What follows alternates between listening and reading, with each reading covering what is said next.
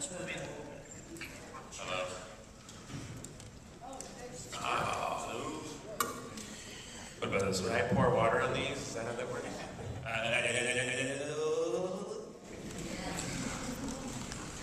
I just had a really super exciting thing happen to me just like 2 minutes ago that I want to share. I got a big hug from Jamie Foxx. I'm still starstruck. Anyway, sorry. Just had to push. Can you question, raise your hand? Right here, Carla. Hi. As we know, a lot of candidates don't have sequels, and obviously they're taking a different direction. What are some of the pitfalls that you wanted to avoid in terms of, sequels specifically when it came to the story?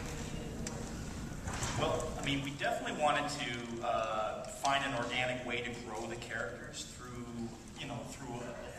not repeating the same, kind of ideas that we had in the first film. So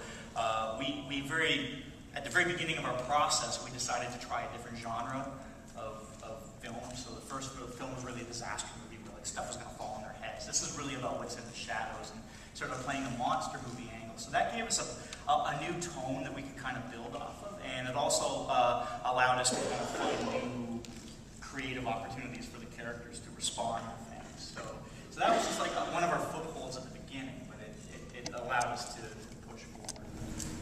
And just as a quick follow-up, also the thing a lot of animated sequels can do where characters stay the same because the filmmakers don't want to change the characters. So is there anything about your characters that may have changed in the first movie? No.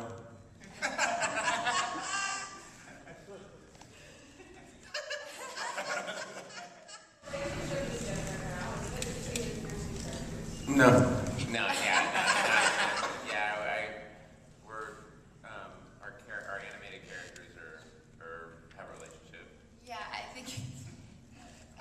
That's very intense. No, I think I think it is maybe important to have that association that so the characters remain consistent. And yeah, I think I have a bit more of a crush on Flint than last time. Yeah, and Flint's now kind of realizing you might be taking her for granted. Yeah. Dummy. It happens. One of the things we did is we took Flint, being the only guy in his hometown that had a lab coat, we put him into a world where he was one of thousands of people. We graduated him into a high school situation. So for us, it was like going to art college. Yeah. It's just like my life. Next question. Right here. When I saw the trailer for the sequel, the first thing that came to mind was man, this is like Jurassic Park with all the dinosaurs and this food. Now, how do you go with the new designs or the new monsters of food creatures like honey dinosaurs or something? Well, early on at the very beginning, Kris and I really wanted to do strawberries and pickles, and so we started with some food sculpture and photography just to see what those would look like. And then we started talking about food, creature combinations, food, and animals. And it ended up starting to be kind of easy because if you have watermelon and you have an elephant, the portmanteau would be, watermelephant. And then you think about the body and the stem is already like a trunk and you have leaves that could be like ears. Yeah. Actually came kind of easy after a while. Yeah. We hired a character designer, a guy named Craig Kelman, to join. He joined us on this film, and he went away for a weekend and sat in front of his fridge. He came up with 200 food puns. So the big challenge is what not to use. They're all in the movie. They're all in the movie. Right there, Nicole. So congrats on your Emmy nomination. Oh, thank you. Can you tell us where you were and what your reaction was and any, regret now leaving SNL? I was asleep, and they called me at 4:45 in the morning, and they said, "Hey, you're nominated for an Emmy." And I went, "Oh, okay." and then I got up, and they go, "We're gonna call you back in 30 minutes with some press." And so I went and made coffee, and my whole family was asleep, so I was just alone in the kitchen, going, "What do I do with this information?" It's pretty awesome. And then you still have any regrets leaving SNL?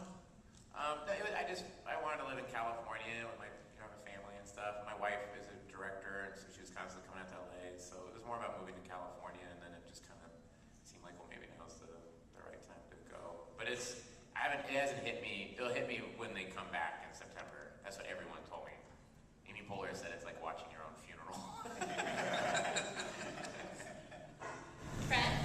For Kris and Cody, how much has the animation technology changed in the years since the first film?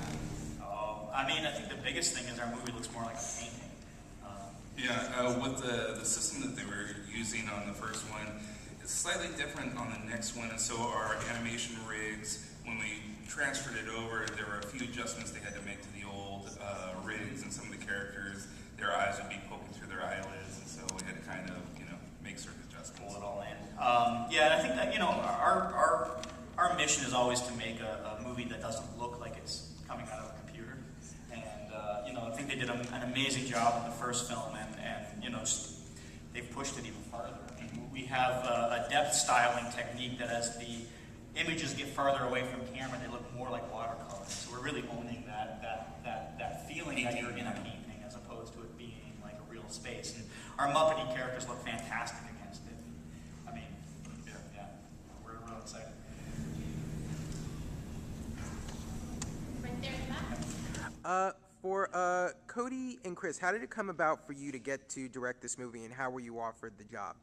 I think it was Kris and Phil, wasn't it? Yeah, so we were on the first film. We were both story artists for like 4 years, give or change a few months. Yeah. And Kris and Phil were directing 21 Jump Street. Mm-hmm. And so they were kind of busy. And they were like, you guys want to do it? And we were like, yeah, it was a bad idea. It was like 3.5 years later, drinking from a fire hose. Here we go. Yay!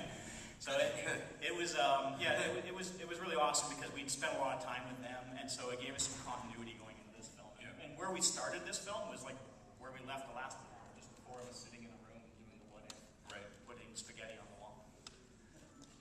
Spaghetti. There in the left. Does it already make you think about part 3? We'll find out after September 27th. I think it's something that might be on the table. Right. For Terry, you have the Expendables movies for grown-ups and the Cowie movies for kids. What do you think of both these worlds? Well, my whole career is basically a Harlem Shake video anyway. Hey, man, I do it all, brother. I had big shoes to fill. Here we go. Mr. T, man, he did the first one. My family and I have 5 kids and a grandbaby, and, we love the first one. I mean, I still got the lunchbox. I went to the premiere, and one thing I have to say, the relationship between Earl and Cal was something super special to me because I have an 8-year-old son, and when you see an African-American character animated, and he's such an integral part of what's going on, and it was so fun, and he has great lines. And, I mean, my son and I went home from that movie like, wow, and then to get a call, and you're Earl. My son was all over the couch like, dude, don't mess this up. Don't mess this up. I was like, okay. Pressure. But it was pressure. Tommy, any questions? Yeah, what goodies do you have for parents of little children? Ooh, what goodies? Eat your vegetables. Yeah. Don't eat your vegetables. I mean, I think the film's just as entertaining for adults as it is for kids, if that's your question. Goodies. We have jelly beans.